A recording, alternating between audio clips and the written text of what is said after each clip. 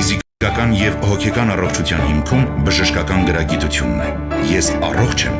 երբ տեղեկացված եմ։ Ողջույն հարգելի ունկնդիրներ, Հանրային ռադիոյի ուղիղ եթերում ենք, ես առողջ եմ հաղորդման շրջանակում, առաջիկա 30 րոպեներին ձեզ համար կաշխատի Լուսի Քոչարյանը, նշեմ այն բոլոր տարբերակները, որով կարող եք մեզ գտնել եւ հետեւել, դրանք են armradio.am կայքի on-line ռեժիմը, live stream-ի տարբերակը, կարող եք եւ դիտել եւ նայել այս կայքում մեզ, տեսագրություն, ձայնագրությունները տեղադրվում են այս նույն կայքում, ես առողջ եմ բաժնում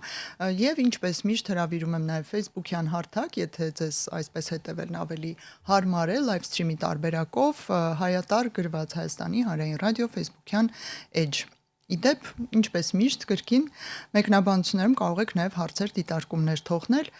Այսօր մենք զրուցելու ենք հենց փետրվարի 4-ի մասին, եթե կարելի է այդպես ասել, որովհետև սա քաղցկեղի դեմ պայքարի օրն է, բացի դրանից ամբողջ փետրվար ամիսը հայտարարված է քաղցկեղի մասին իրազեկման ամիս։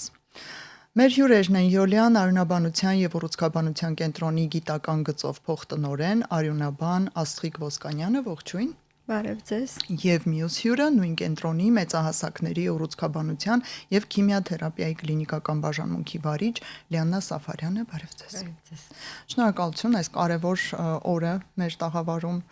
հյուրընկալվելու համար։ Հասկանանք, թե նախ Ինչու է աշխարհը կարևորում հատուկ օր եւ ամբողջությամբ հատուկ ամիս հատկացնել քաղցկեղի մասին իրազեկմանը, դրա դեմ պայքարին, արդյոք քաղցկեղը որպես այդպիսին, որպես շուտ գլոբալ առումով խնդիր բժշկության եւ առողջապահության մեջ շարունակում է այդքան կարևոր եւ արդիական մնալ։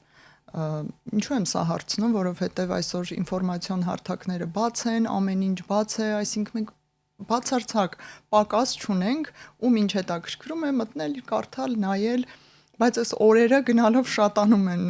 դեմ պայքարի, իրազեկման եւ այլն, այլ ոչ թե քչանում։ Ինչ է կարծում, ինչու են դրանք պահպանում իրենց արդիականությունը։ Քաղցկեղը, քանի որ համարվում է ամենատարածված հիվանդություններից մեկը եւ քաղցկեղը միշտ ասոցացվում է մահվան հետ մարդկանց մեծ մասի մոտ, սակայն դա իրականությանը չի համապատասխանում, որովհետև ներկայիս բուժման եւ հետազոտման պայմաններում քաղցկեղի մի մեծ մաս ունի ամբողջովին առողջացման շանս եւ այդ շանսը շատ կարեւոր է օգտագործել վաղ ախտորոշման դեպքում, որքան վաղ է ախտորոշվում, այնքան հեշտ է բուժելը եւ իրազեկումը կարծում եմ այդ առումով է շատ կարեւոր, որպեսզի իրազեկված լինեն ժամանակին դիմեն բժշկի վաղ ախտորոշվի եւ բուժման շանսերը շատ մեծ լինեն եւ իհարկե սկրինինգների ենթարկվեն, որպեսզի վաղ փուլերում ախտորոշվեն հիվանդները եւ առողջացման շանս ունենան։ Դուք ինչ կարծիք եք։ Մեզ պետք են այսպիսի օրեր, ամիսներ։ Տեսեք, քաղցկեղը ըստ հիվանդացության համարվում է աշխարհում ամենաառաջնահերթ հիվանդություններից, այսինքն սիրտանոթային հիվանդություններից հետո ըստ հիվանդացության աշխարհում կարելի ասել երկրորդ տեղն են զբաղեցնում, այդ պատճառով համարվում է կարևորագույն հիվանդություն եւ հատկապես իրազեկումը ինչի համար է կարևորը, որովհետեւ եթե նախնական ստադիաներում ախտորոշված քաղցկեղը բուժելը անհամեմատ ավելի հեշտ է եւ առողջացման շանսերը անհամեմատ ավելի բարձր են, վերջի ստադիաներում, այսինքն 4-րդ տարածված փուլերում ախտորոշման դեպքում դրանց շանսերը մինիմալիզացվում են, կարելի է ասել, որոշ հիվանդությունների քաղցկեղային տեսակների պարագայում եւ իրազեկումը հանրային շատ կարեւոր է, որպեսզի մարդիկ այո ժամանակին նույնիսկ ամենաչնչին կանգատների դեպքում ժամանակին դիմեն բժշկի եւ ժամանակին ախտորոշվի։ Պատճառը դա է, որ նախնական ստադիաներում հայտնաբերված քաղցկեղի բուժումը անհամեմատ ավելի հեշտ է եւ առողջացման շանսերը անհամեմատ ավելի բարձր են։ Եվ որքան շատ հանրության անդամները տեղյակ լինեն տեսակների, դրանց վտանգավորության աստիճանների, ճանաչեն հիվանդությունները, այնքան այս ցուցանիշները ավելի հուսադրող կդառնան։ Եկեք ձեզ հետ որպես արյունաբանի խոսենք արյան քաղցկեղ, այդպես են ասում, ընդհանուր բառակապակցությունը հանրության մոտ այսպես է շրջանառվում։ Ինչ մենք պետք է իրականում իմանանք այս մասին։ Սա մի տեսակ է ընդհանուր թե խմբերի է Դա բաժանում։ իրականում մի տեսակ չէ, արյան քաղցկեղներն ու կարելի է երկու մեծ խմբի բաժանել, դրանք ապշային համակարգի քաղցկեղներն են եւ ոսկրածուծի քաղցկեղները, այսինքն լիմֆոմաները եւ լեյկեմիաները։ Դրանք մի փոքր տարբերվում են սոլիդ ուռուցքներից այն առումով, որ առաջանում են այն օրգաններում, արյունաստեղծ եւ անմիջապես տարածվում են օրգանիզմով մեկ, այսինքն եթե սոլիդ ուռուցքը որևէ օրգանում առաջանում է, այդ բջիջները պետք է անցնեն ապշային համակարգ կամ արյան մեջ, որպեսզի տարածվեն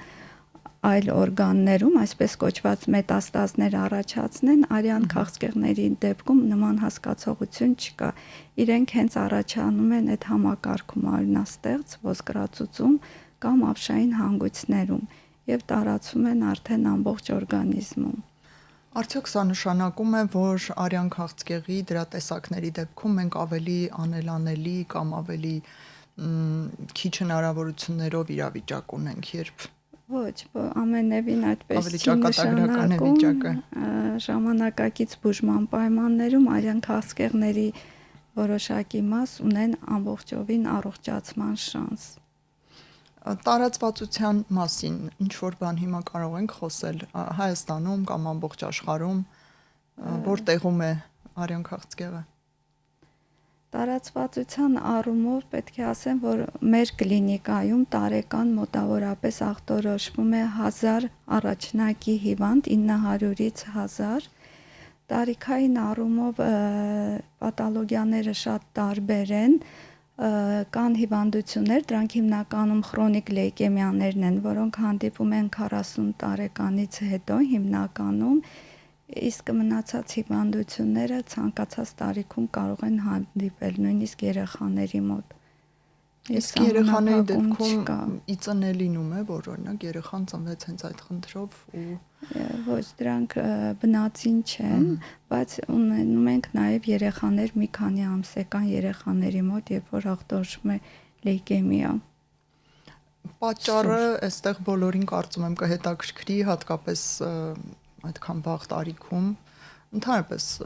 ուշ տարիքում էլ դուրս բերված են ինչ պատճառներ, ինչ ռիսկի գործոններ կան, ինչին պետք է ուշադիր լինել։ Հստակ պատճառներ իրականում չկան, որ նշենք ինչ որ սա է քաղցկեղի պատճառը, բայց տարբեր գործոններ կան, որոնք նպաստում են զարգացմանը։ Դրանք ռադիոակտիվ նյութերն են, ժառանգական նախատրամադրվածությունը, որոշ քիմիկատներ, այսպես ընդհանուր հասկացողություն է, բայց կոնկրետ քաղցկեղի էտիոլոգիան պատճառը առայժմ հայտնի չէ։ Ես սպասում եմ այն տասնամյակին կհասնենք, երբ այս պատճառային ծագումը վերջապես տեղ կհասնի։ Շատ զարմանալի է իրականում, որտեղ բժշկությունը լավ արագ է զարգանում, տարբեր ոլորտներ դրա ուղղակի կայծակնային արագության ամեն ամիս նոր վիրահատության մեթոդներ, նոր դեղորայք, նոր միջամտություններ, բայց ծագումը դեռ մնում է։ Սոլիդ ուռուցքների պարագայում դա որոշակի տարբեր է, որովհետև կան հաստատված ուռուցքի տեսակներ, որոնք պատճառը շատ հայտնի են վիրուսային ծագման ուռուցքներ կան, որոնց պատճառը վիրուսներն են, կան բակտերիալ ծագման ուռուցքներ, որ բակտերիաներն են, այսինքն հիմա նույն Էպշտեյն-Բարի ենթադրենք վիրուսը կամ հելիկոբակտերը, որ ստամոքսում գտնվում է, դրանք բոլորը ունեն քաղցկեղածին ազդեցություն։ Եվ ինչպես նշեց Աստղիկ Ոսկանյանը, կան ռադիոակտիվ ճառագայթում, ծխելը, այդ քիմիական նյութերը, դրանք բոլորը նպաստում են այո քաղցկեղի զարգացմանը։ Մշտական պահպանվող այդ վատ գործոններն են, որոնք գրեթե բոլոր հիվանդությունների ժամանակ իրականում նշվում են։ Նաև արյան քաղցկեղի դեպքում, քանի ձեզ հետ ենք շարունակում զրույցը, խոսենք նշանների, ինչ որ գանգատների, որոնց դեպքում կարելի է կասկածել կամ գոնե մտքով անցկացնել, որ հենց այս տեսակի հետ գործ ունենք։ Գանգատները ընդհանուր գանգատներ են լինում լեյկեմիաների ժամանակ, հիմնականում ընդհանուր թուլություն, հոգնածություն, կարող են առաջանալ արյունահոսություններ, քթային, լնդային, արգանդային, մաշկի վրա արյունազեղումներ լինել, երբեմն կարող է բարձր ջերմությամբ ուղեկցվել, հոդացավեր լինել, իսկ լիմֆոմաների ժամանակ այս ամենին զուգահեռ նաև հիվանդները կարող են նկատել ուռուցքանման գոյացություններ մարմնի տարբեր հատվածներում, հիմնականում անոթային շրջաններում, պարանոցի շրջանում, աճուկային շրջանում եւ այս բոլոր ախտանիշների ի հայտ գալու դեպքում անպայման պետք է դիմեն բժիշկի առաջնային օղակին կամ արյունաբանի, ուռուցքաբանի հետագա ախտորոշման ճշտման նպատակով։ Ուղղակի ձեր նշած գանգատները շատ այլ խնդիրների են վերաբերում, հատկապես հոգնածությունը կամ ընդհանուր համակարգային խնդիրները, բոլորս ինչ որ շրջան ենք ունենում այդպիսի, որն է ժամկետային սահմանը, որ այսքան կարելի է սպասել, բայց հետո արդեն պետք է մի բան անել, դիմել բժշկի, փորձել ախտորոշում ստանալ։ Կա այդպիսի սահմանային գիծ։ Դժվարանում եմ ասել ժամանակային հատված, բայց երբ որ հոգնածությունը չի անցնում, կամ ընդհանուր դուլությունը կամ արնահոսությունը չի դադարում, պետք է անպայման դիմել բժշկի գոնե արյան ընդհանուր քննություն իրականացնել, լեյկեմիայի դեպքում արդեն որոշ փոփոխություններ կլինեն արյան ընդհանուր քննության մեջ եւ սկսել հետազոտությունները։ Փոփոխություններ, բայց դեռ ոչ ախտորոշում, հա։ Ուղղակի կասկածները, կասկածներ, եթե փոփոխություններ լինում են, արդեն եթե դրանք լուրջ փոփոխություններ են, հետագա քայլերը արդեն ոսկրածուծի հետազոտություն պետք է իրականացվի։ Վերջնական ախտորոշման Այո, համար։ լեյկեմիաների դեպքում։ Կարող եք նկարագրել այ ախտորոշումը ինչ միջամտություններով կամ ինչ միգուցե գործիքային կամ լաբորատոր հետազոտությունների այդպես հավաքածուով է վերջնական դրվում։ Ինչ սպասի պացիենտը։ Լեյկեմիաների դեպքում վերջնական ախտորոշումը հաստատվում է ոսկրածուծի հետազոտության հիման վրա, ոսկրածուծի պունկցիա է իրականացվում կամ բիոպսիա, նմուշառում, այո, կամ բիոպսիա, կոնքոսկրից ոսկրի փոքրիկ կտոր է հեռացվում հատուկասեղների միջոցով, որոնք հետագայում ենթարկվում են հիստոլոգիական եւ իմունոհիստոքիմիական քննության, որոնց հիման վրա մանրացնին դրվում է ախտորոշումը լեյկեմիան իր տեսակով եւ այլն։ Իսկ լիմֆոմաների դեպքում, երբ որ դիտվում է ապշային հանգույցների մեծացում, կատարվում է բիոպսիա, այսինքն ապշային հանգույցներից մեկը հեռացվում է եւ նույնպես ենթարկվում է հիստոլոգիական եւ իմունոհիստոքիմիական քննության, որ լեյկեմիաներն էլ լիմֆոմաներն էլ ունեն շատ տարատեսակներ, դրանցից յուրաքանչյուրը ունի իր բուժման պրոտոկոլը, մոտեցումը, դրա համար դրանք շատ մանրամասն պետք է հետազոտել, հասկանալ ճշգրիտ ախտորոշումը եւ անցնել արդեն բուժման։ Իսկ որ տեսակներն են, որոնք առանձնապես ագրեսիվ զարգացող են կամ ապրելիության առումով վատն են, ավելի կարող ենք այսպես նշել։ Սուր լեյկեմիաները ավելի ագրեսիվ ընթացք ունեն, բայց ունեն լրիվ առողջացման շանս, բայց ընթացքը ագրեսիվ է շատ։ Քրոնիկ լեյկեմիաները առողջացման շանս այստեղ չկա, բայց երկար տարիներ դեղորայքով հիվանդները ապրում են, նույնիսկ 10 տարի մինչև 20 տարի կարող են ապրել։ Լիմֆոմաները եւս երկու խմբի են բաժանվում, մի մասը ագրեսիվ են, ելի ունեն առողջացման շանս եւ կան այսպես կոչված ինդոլենտ դանդաղ աճող լիմֆոմաներ, որոնց դեպքում բուժումը ագրեսիվ չէ եւ հիվանդները ելի երկար տարիներ ապրում են բուժման շնորհիվ։ Ուղղակի դինամիկ հսկողությամբ։ Դինամիկ հսկվում են, եթե անհրաժեշտ է որոշակի բուժում, այսպես։ Հասկանալի է։ Դուք նշեցիք, որ գոնե առաջին օղակի մասնագետին պետք է դիմել նման գանգատների դեպքում, արդյոք ընդհանուր թերապևտները, ընտանեկան բժիշկները, հիմա այդպես տարբեր անվանումներով նրանք հայտնի են, կարող են տարբերակիչ զննում անել, կարող են գլխի ընկնել։ Դուք գոհ եք իրավիճակից, որպես վերջին օղակ, երբ հայտնվում են ձեզ մոտ։ Իրենք երբ որ հայտնաբերում են փոփոխություններ, շատ զգոն են արյան հիվանդությունների նկատմամբ, երբեմն նույնիսկ չափազանցված ձևով անմիջապես ուղարկում են արյունաբանի մոտ։ Հա, այսինքն այսօր չունենք այդ խնդիրը շատ շփոթելու, շատ թեր ախտորոշում անելու։ Նույնիսկ հակառակ ավելի շատ, որովհետև այդ բոլոր գանգատները եւ այդ բոլոր հիվանդություններից մարդկանց համընդհանուր վախը նաև բժիշկների մոտ առկա եւ ցանկացած ամենաթույլ շեղման պարագայում, երբ որ դա շատ հեշտ կարող են իրենք էլ երբեմն շտկել, այնուամենայնիվ ուղարկում են մասնագետի մոտ։ Դա լավ է։ Երևի ավելի լավ է շատ ուղարկել, ստանալ հերքումներ, չէ, քան Օրինակ երբեմն հայտնաբերում են անեմիա, հեմոգլոբինի իջեցում, որը կարող է ընդամենը երկաթի կամ որևէ B12-ի դիֆիցիտ լինել, շատ վախեցած հիվանդներին ուղարկում են արյունաբանի մոտ լեյկեմիա ժխտելու։ Հա։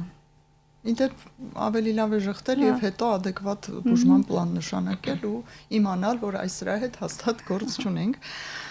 Զրուցենք նաև ուռուցքաբան Լիաննա Սաֆարյանի հետ ավելի սոլիդ ուռուցքների, հա, վերաբերյալ դրանք մյուս մասնագետը նշեց ինչով են տարբերվում, փաստորեն տարբեր օրգան համակարգեր ախտահարելով եւ հստակ տեղակայում են ունենում, ճիշտ ենք հասկանում։ Ունեն փոքր առանձնահատկություններից ունենում են հստակ տեղակայում եւ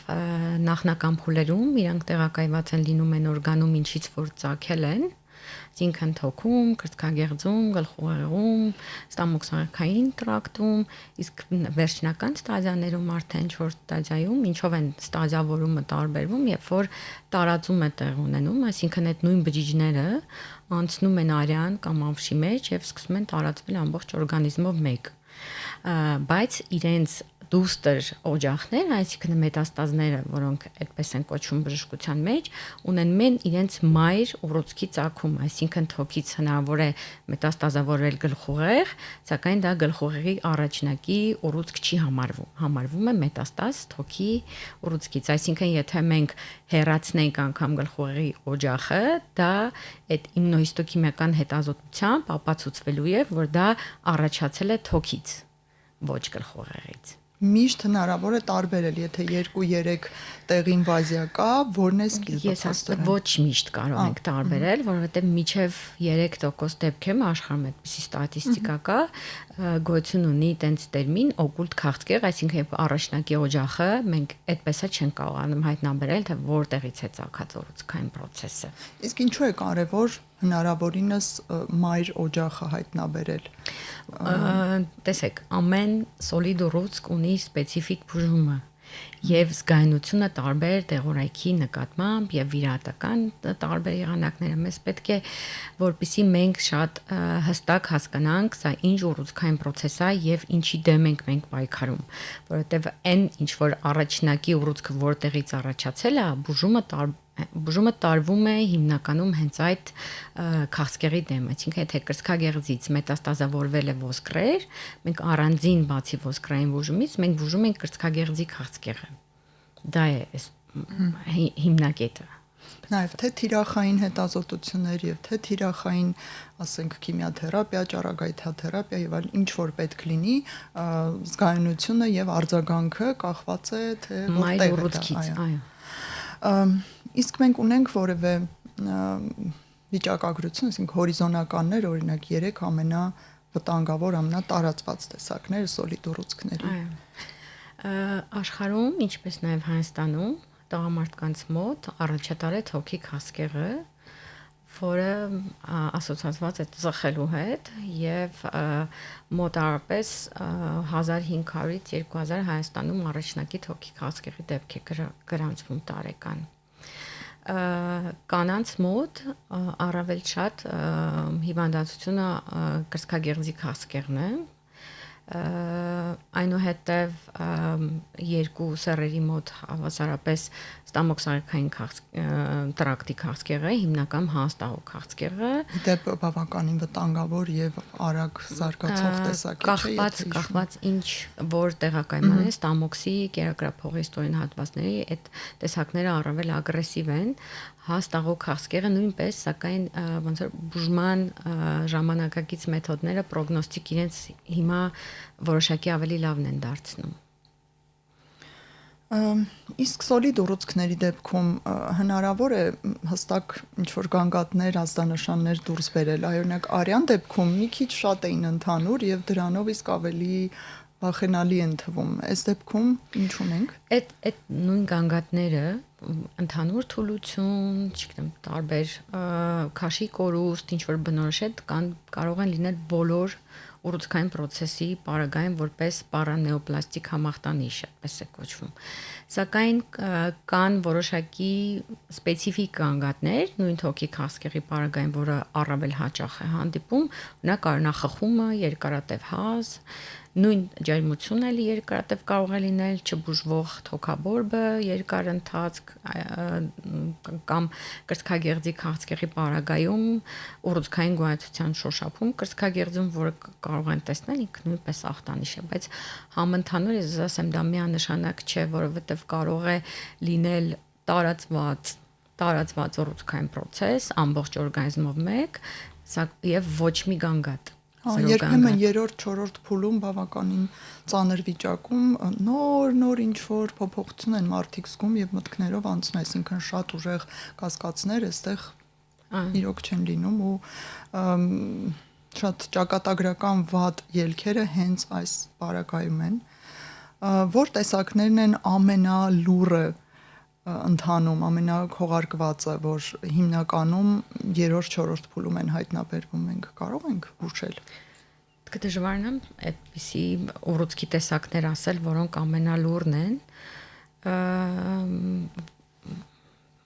Չկա երևի թե տենց որ ասենք ամենալուրն են, սակայն բոլորի դեպքում էլ բոլոր տեսակի քաղցկեղների պարագայում էլ երրորդ, չորրորդ ստադիայում կարող է որևիցե գանգատ չգրանցվել պացիենտների մոտ։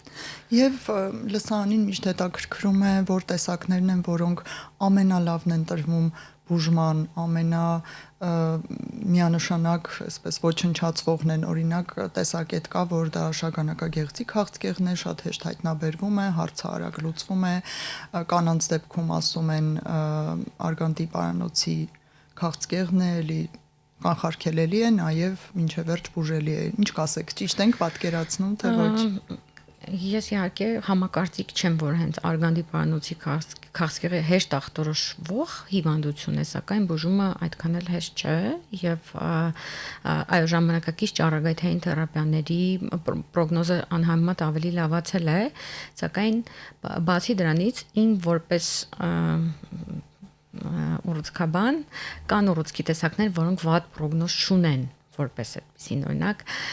տղամարդկանց մոտ հատկապես երիտասարդ տղամարդկանց մոտ հանդիպող համարձու քաղցկեղը տիպիկ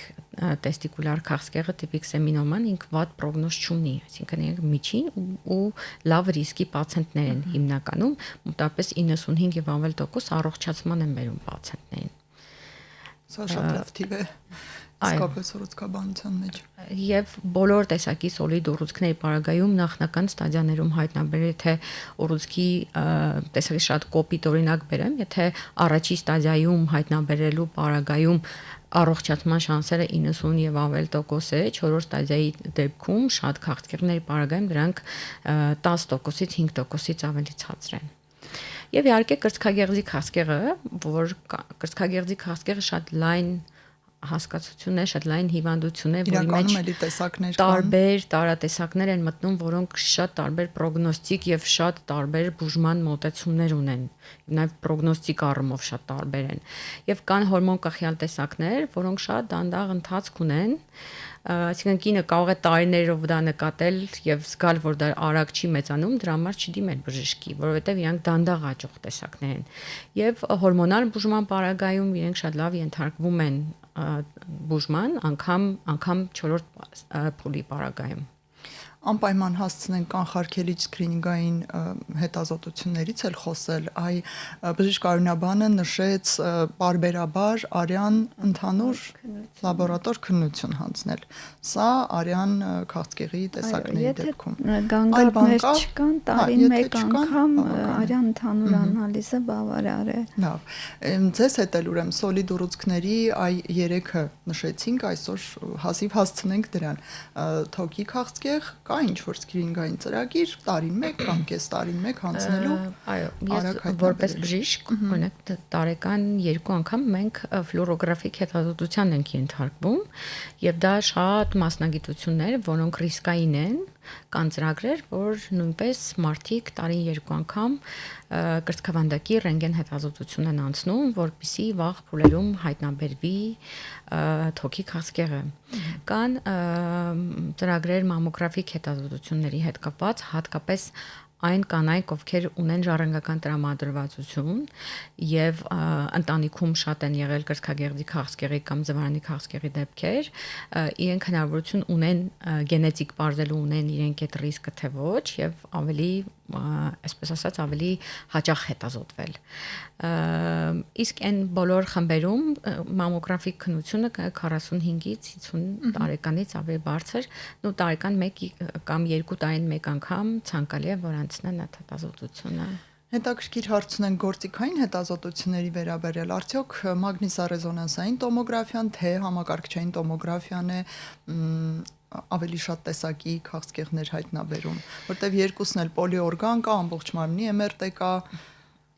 Ես ասեմ, որ կոմպյուտերային տոմոգրաֆիան ավելի մատչելի եւ հետազոտություն է, որը ավելի հեշտ կարող է հայտնաբերել քաղցկեղը։ Սակայն կոնկրետ ուռուցքների պարագայում կա որոշակի դեպքեր, երբ որ կոմպյուտերային տոմոգրաֆիան ավելի ինֆորմատիվ, որոշակի դեպքերում MRT հետազոտությունն ավելի ինֆորմատիվ։ Օրինակ գլխուղեղի ուռուցքների առաջնակի ուռուցքների պարագայում հիմնականում արվում է MRT հետազոտություն։ Իսկ օրինակ թոքի նույն քաղցկեղի պարագայում, երբ որ համընդհանուր կոմպյուտերային տոմոգրաֆիայի տևողությունը ամբողջ օրգանիզմի համար ընդամենը 5-ից 10 րոպե է, իսկ MRT-ն միայն մի հարկը նայելով 40 եւ ավել րոպե է տևում եւ այդ առումով էլ ավելի կոմպյուտերային տոմոգրաֆիան ավելի գերադասելի է եւ հիմա ավելի ժամանակակից մեթոդ կա PET պոզիտրոնների էմիսիոնի տոմոգրաֆիա, որը հնարավորություն է տալիս երբեմն անգամ բորբոքային process-ներից տարբերակել քաղցկեղը ըստ կոնտրաստ նյութի կուտակման ինտենսիվության։ Եվ դա հիմա ավելի ժամանակակից մեթոդ համարվում քաղցկեղի ախտորոշման։ Պարզ է, միանգամայն հասցնենք վախերից էլ խոսել, հաղորդման սկզբում մի փոքր զրուցեցինք, ինչ եք կարծում,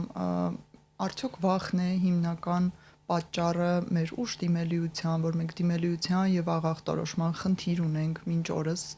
շատ տեսակների քաղցկեղներ հայտնաբերում են բավականին ուշ, այն դեպքում, երբ նրանք շատ հեշտ լիարժեք բուժվող են առաջին կամ նախաքաղցկեղային իրավիճակում։ Վախն է, ձեր տպավորությունները անձնական։ Կարծում եմ, այո, վախը դեր ունի, այսպեսի մի բան կա, հիվանդները մտածում են, եթե դիմեն ուռուցքը կհայտնաբերվի, չնայած տրամաբանության մեջ դա չի տեղավորվում, եթե ուռուցքը կա չհայտնաբերվելու դեպքում էլ ինքը կա,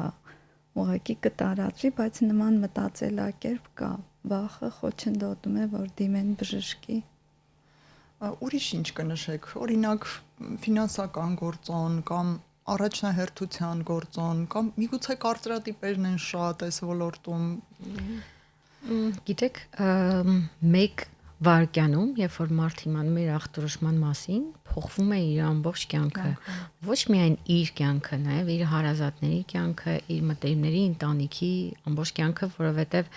դա բուժումը սովորաբար երկարատև է, այո, ֆինանսական երբեմն ծանրաբեռնվածությամբ եւ պացիենտի եւ հարազատների համար եւ այդ հոգեբանական ապրումները, այսինքն բուժումը կյանքի որակի, այսինքն այո, վախը միանշանակ կա ու դա կա բոլորի մոտ, անկախ մասնագիտությունից, անկախ ամեն ինչից, որովհետև այդ հիվանդությունը, որը փոխում է քո ամբողջ կյանքը։ Երևի բժիշկների մոտ ամենամեծն է այդ վախը, որպես անհատ, որպես հիվանդ դիմելու է։ Բժիշկներն իրենք որպես անհատ ձեզ մոտ կան այս կարծրատիպային վախերը, որպես բժիշկ ինչ կասեք։ Միշտ ասում են, չէ, բժիշկն էլ է մարդ, հոգեբանն էլ է մարդ, մենք ունենք այն բոլոր վախերը, որոնց դեմ խոսում ենք։ Ձեզ մոտ էլ է այդպես։ Ինձ մոտ այո։ Միգուցե ես անձնապես չունեմ ինքս իմ հանդեպ այդ վախը, բայց իմ հարազատների հանդեպ միշտ կա, այսինքն երբ որ տանը ինչ որ մեկը ինչ որ գանգատ ունի, ես որպես ուռուցքաբան միշտ մի բան եմ մտածում ու միշտ այդ բանն եմ աշխատում ժխտել, չնայած որ ընտանիքում այլ բժիշկներ էլ կան եւ միշտ իրենց կարծիքն եմ հարցնում ինչ կարա լինի օրինակ այս դեպքում, որովհետև իմ մտածելակերպը միշտ դոմինանտ է քաղցկեղի ուղղությամբ։ Այո, եւ կողքից զսպող հանգամանքներ են պետք, որ գոնե մենք միայն այդ ուղղությամբ չմտածենք։ Շնորհակալություն այս հավասարակշռված եթերի համար, որովհետև եւ սթափեցուցիչ էր եւ հուսադրողի դեպ, որ այսօր քաղցկեղը պետք է փոխվի մահվան այդ գաղափարից, որովհետև դրական դեպքերը եւս շատ են ու շարունակում են շատանալ։ Մենք զրուցեցինք Յոլյան արյունաբանության եւ ուռուցքաբանության կենտրոնի գիտական գծով փոխտնօրեն արյունաբան Աստղիկ Ոսկանյանի եւ նույն կենտրոնի մեծահասակների ուռուցքաբանության եւ քիմիաթերապիայի կլինիկական բաժանմունքի վարիչ Լիաննա Սաֆարյանի հետ։ Հուսամ էլի կհանդիպենք քաղցկեղի վերաբերյալ որևէ թեմայի շուրջ, կապահովենք իրազեկում։ Այսօրվա համար այսքանը։ Շնորհակալություն եւ ցտեսություն։ Ֆիզիկական եւ հոգեկան առողջության հիմքում բժշկական գրագիտությունն է։ Ես առողջ եմ, երբ տեղեկացված եմ։